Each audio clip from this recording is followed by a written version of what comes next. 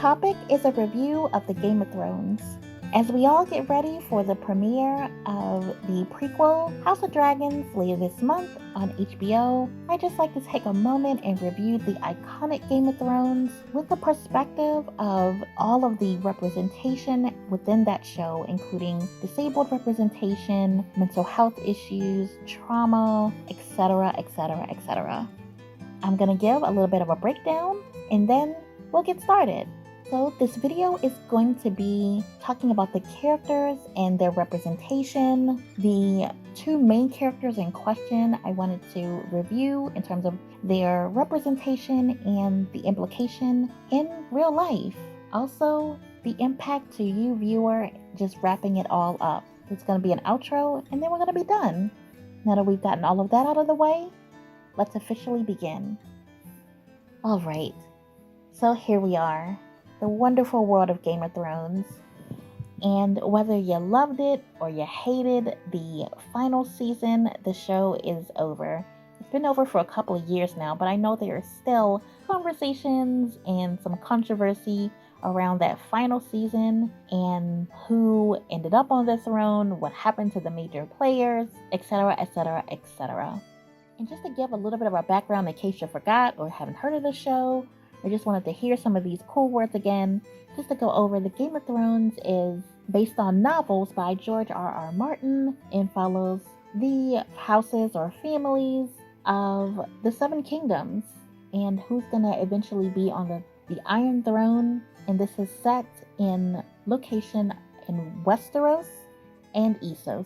This show, again, is fictitious, but the author, Mr. Martin, actually mentioned that many of the events were based on real-life historical events. So this wonderful Game of Thrones has definitely reached so many different continents and people and cultures. It has definitely, the writers, producers, actors, everyone did their job brilliantly, again, regardless of how you felt about that final season. In terms of the representation, we have Jaime Lannister using a prosthetic hand.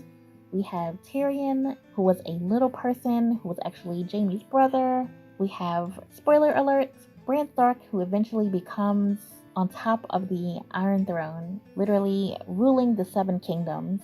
We have a character, Theon, that ends up losing a private part. And we have some mental health representation as well, including Daenerys Targaryen and Ramsay Bolton. Daenerys, they called her the Mad Queen, and Ramsay Bolton was just, one would consider sadistic, if you will. Definitely had a tendency for violence to women, children, his father, his brother, all the above. So now I'd like to focus on two characters in particular, doing a little bit of a deep dive, reviewing their representation and some of the real world implications of their representation. First up, Bran Stark, or some would call the Three-Eyed Raven. Well, Bran Stark, we are introduced to this character as a little kid who is pushed out of an opening. I don't want to call it a window. Who eventually he takes a fall and is no longer able to use his leg, basically becoming paralyzed.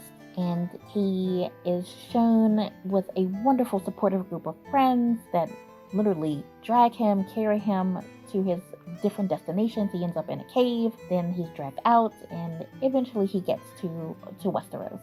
There's much in between there, but I'm trying to be as concise as possible for this video. His character, especially post his time in that cave, becomes a lot different. Becomes more very quiet, very stoic, but very, I'm gonna say tree-like. He ends up becoming an apprentice of a certain type of foresight, magic, if you will. He becomes a student, and once he grasps his expertise or field of study, he ends up leaving, and again, many hypothesize now he's the Three-Eyed Raven. So again, with that personality change, we don't see him expressing much emotions in terms of happiness, sadness, excitability. He's just very calm and zen guru-like, if you will.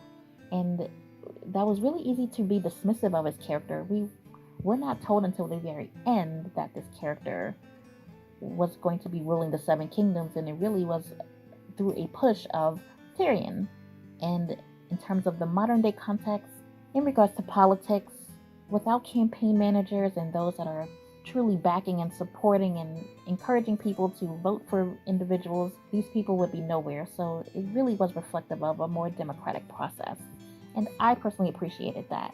I'm not going to go too much into the various conspiracy theories and much of the criticisms, but I did want to focus on some of the criticisms of that character becoming ruler of that seven kingdoms in terms of the dismissiveness of that character and how he didn't quote unquote play the game. No, he didn't rule an army. No, he wasn't as seemingly overtly malicious as, let's say, Cersei or even her father, Tywin, or even Olenna Tyrell. No, he wasn't as cutthroat.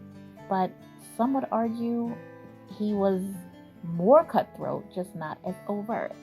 There are about 2 videos that come to my mind, and they'll be on the screen, just breaking down his character, the evolution, and whether he was good or bad. If you watch one of the videos I posted recently, breaking down Better Call Saul, I love how writers and how shows are exploring nowadays the different sides of characters and how one is not just good or bad, that most people are a hybrid of the two. So if you didn't check that video out, please check that video out.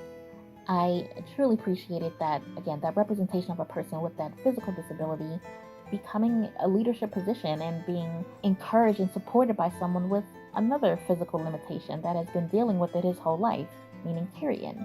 There definitely was that connection and understanding.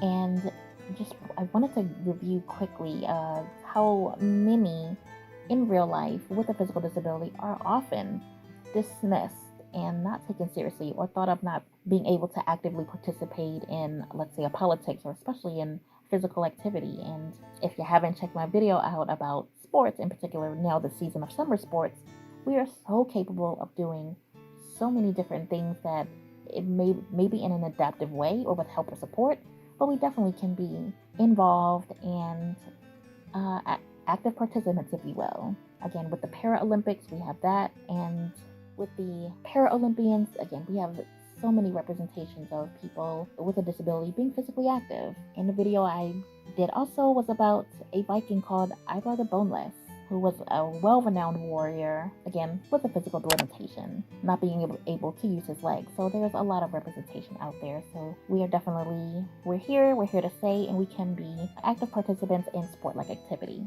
In the state of Texas, the governor, Greg Abbott, is a wheelchair user and proud of it.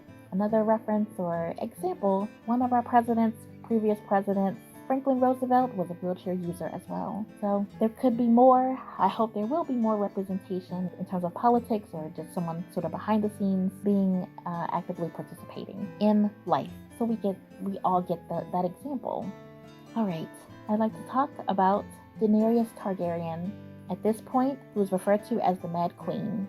I know in modern culture, we want to use our language more carefully, so while it's appropriate to her to have been referred to that previously, in modern day culture, that would be a little insensitive. And kind of going back, as would Bran Stark's name, quote unquote, called Bran the Broken. And again, in the context of that era of time of the Game of Thrones, it would have been tolerable, palpable in how you could refer to someone, but in modern day context, it would be very inappropriate. A modern example of that is most recently, some singers have been called out for using inappropriate language in regards to those with a physical disability. Most recently, or most notable, the word spaz. Lizzo and Beyonce have both changed lyrics after being called out for using that term. It's considered a derogatory term in the disabled community, so I'm truly happy and thrilled that those lyrics were changed based on public feedback. Sometimes you don't know these things, so it's good to sort of have that common ground and that understanding and willingness to change. So kudos to those people. All right, back to Daenerys Targaryen.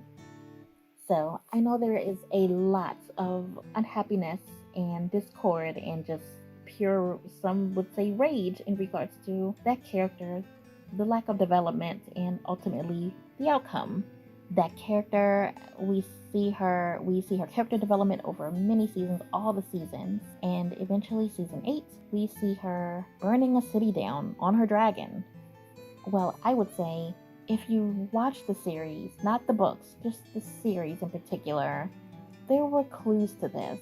Clues to her taking that route and doing that. She said she would burn cities down many times in the past, in different seasons. We've seen her watch people being lit on fire without flinching. She's been known to have that superiority complex, if you will. Again, just being raised as a royal, a homeless royal, but a royal nonetheless. Which typically it's a thought process that they are superior, if you will. So all of that combined, but also with a family history of family members going mad, like her father. So between the hereditary risks, the traumas she's endured over the entirety of the show, I would say it would make sense for her to have that, what I'm going to call a psychotic break in that final season when she burned down that city. And psychotic breaks can happen at any point in time. Psychosis can be delayed onset or early onset. So some psychosis or mental illnesses can develop earlier in life and can be gradual. Some can develop later in life and be gradual, but sometimes it's not gradual. Sometimes it these symptoms, if you will, the signs are there for years, maybe even months leading to a psychotic break. In that episode, I believe it's episode 5, when she burnt that city down, we see her just staring with, I don't even know how to describe the face she has when she's staring, but she's literally just staring at the city, and it's almost frightening to watch. I don't think I've ever seen someone just look like that ever in my life, and I kind of hope I never do. But it's full of emotion, but full of anger and hurt and pain. Many have questioned. There were bells that went off in that episode signaling a surrender. But what if she didn't hear the bells? Again, in that state that she's in for about 30 seconds, she may not have heard it. In the books, her father was considered a benevolent king. He was loved before he was coined mad, but he heard voices. Maybe she was hearing voices. I don't know. And I will say, that could have been a point where the writers kind of filled us in, or at least maybe shown a flashback of what her father went through or something to kind of tie those things together. But I don't mind using my imagination, but that's just me. We're all entitled to our opinions, and I want to make that very, very clear. Maybe you're watching this and thinking I'm reaching. That's fine, but yeah. So let's talk about what this means, because I guarantee you, we all know a Daenerys. We all know someone that may not be okay and not know how to express themselves. That's another issue. She wasn't able to express herself. She started to become paranoid and not trusting people. And some of the people she truly trusted were no longer in her life for various different reasons. But I would say this is definitely a push for us to check on our friends, check on our family, make sure that we are in touch with these people, and knowing our friends and family, just being aware of our surroundings and knowing these people well enough to know if they need help, or at least to offer some help. So that's what I definitely say about that. And in terms of the critics of the writing, the critics of how the series ended in terms of Daenerys' fate, I just would caution these people to be careful of how that looks to someone that may have a psychotic break. There's a famous video on YouTube saying how Hollywood has failed Daenerys in terms of the writing and how the show ended. And I agree wholeheartedly that it was a tragic fate for Daenerys, and it was a fail. However, it was one of the most accurate representations of how mental health was dealt with in that time, and how many people felt for a really long time in terms of how to deal with a mental illness. It's just to get rid of that person. But I am so thrilled in this modern day, in this era that we live in, where there is more of a push for mental illness, of an understanding and I don't want to say a tolerability, but again, with that understanding and that wanting to move beyond it. A beautiful example of this is Inside Out, because many of that boil down to a control of one's emotions and what to do when you're angry or frustrated or just unhappy with your emotions. How do you handle it? What do you do? I mean, most people don't even have access to what these characters had access to, but many have these feelings and don't know what to do. So many people lash out or behave in ways that are, from the outside looking in, just completely unpredictable, uncontrollable, and we don't understand it. But let's try to understand, or at least to understand that many people may exhibit those behaviors and have these conditions, but they're still people and deserve respect and love and empathy, if you will. So yeah, I would just say let's encourage each other, lift each other up, and be the best people we can be to everyone. So I think we have come to the end of this video. We have some new subscribers. I just would like to highlight these new subscribers at this point and say let's get ready for the prequel, House of Dragons, and hopefully that representation will continue on this prequel. I didn't see any in the trailer, but that definitely doesn't mean that there will not be any. So please like, share, comment, and subscribe. And please remember, it's okay to agree to disagree. Thank you for listening. Carpe diem the best way you can. Goodbye.